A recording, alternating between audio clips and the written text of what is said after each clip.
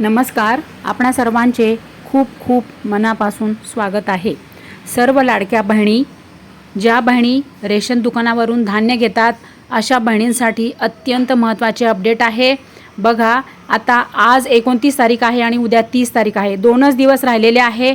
तुमचं ration card तुम्ही लवकरात लवकर ई-KYC करा. त्यासाठी आता 2च दिवस राहिलेले आहेत.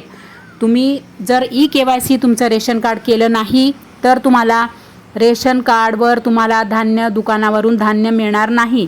तर लवकरात लवकर जाऊन तुम्ही रेशन कार्ड तुमचं धान्य दुकानावर जा.